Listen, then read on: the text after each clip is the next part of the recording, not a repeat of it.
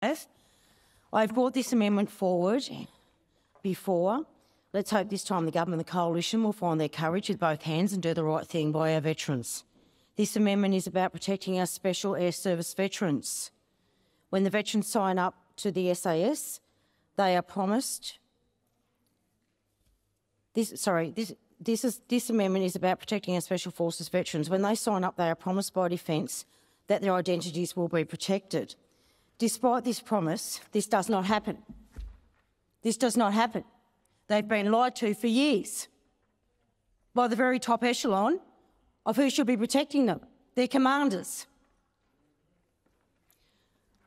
I just want to make it quite clear that this amendment is actually not complicated. It's just a common sense measure to keep them safe, especially our Special Forces veterans' families. It is a simple amendment that allows diggers to have their identity protected, like they have been told their entire careers for many, many years. That is a big part of the reason that these Special Forces signed up, especially when you have family and it is ingrained in you that you will put the military first before your family. There's a big commitment. It is a big sacrifice that you are prepared to put your country and have your life taken for your country before your family. I cannot stress that enough in here this afternoon. This amendment will make it a criminal offence to release the identity to those personnel that we ask to conduct the most dangerous operations that nobody else will. Nobody else will line up and do them. Nobody. They're not lining up today to do them, and I'll come back to that. This amendment seeks to give those personnel the same protection as an officer of ASIS. We're not asking for anything special, we're just asking for the same treatment. Last year, a Special Forces soldier had his name splashed across the newspapers. Their identities were revealed, and when their names were put out there, this put their lives at risk, not to mention what their children have gone through. Not to mention, thanks for serving your country. Not to mention that we also have ISIS cells running around Australia. Let's be honest here. And if you think splashing their names across the newspapers do not put them and their families in danger, then you are delusional. You are beyond absolutely delusional. You have now put their lives in danger because you did not protect them.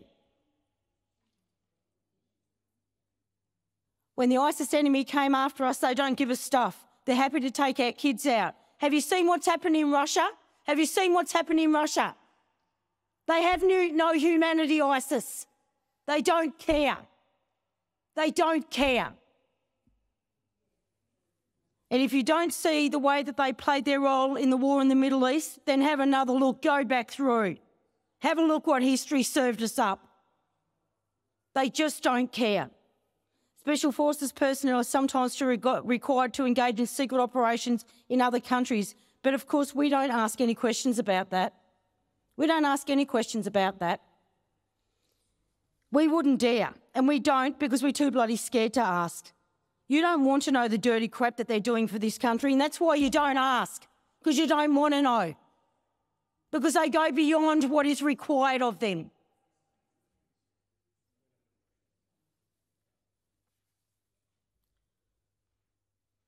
You don't want to know because you ask them to do the things that you would never ask yourself or anybody else to do, and that's the truth in the chamber today. That's the truth about it.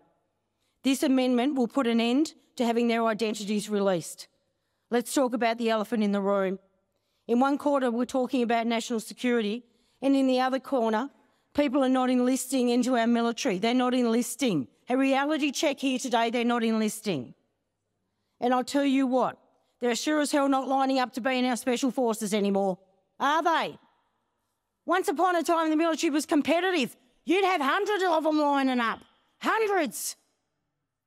Well, you've done your dash with them because you haven't protected them and you haven't looked after them.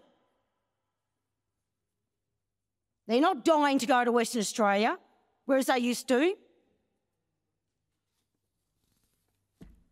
If you want to talk about national security in this country, then you'd better have a look at where the white elephant in the room is.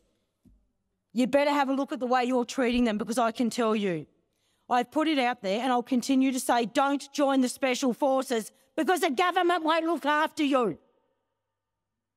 You are not protected, you never will be. You're a digger, you're nothing special. because that's what they're treating you like in here. There is nothing special for you or your families, for your commitment.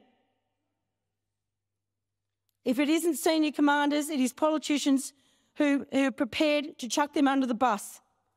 They're the same people that we ask to make the ultimate sacrifice in doing all the dirty crap we don't want to do or we don't want to think about. We won't want to ask questions because we don't want to know. I'm simply asking them once again, asking you to give them the same treatment as ACES. Why is ACES so damn special compared to our special forces? Why do they get special treatment? Why? Who's putting their lives on the line here? Not ACES. Not ACES. This is all the amendment does. Okay?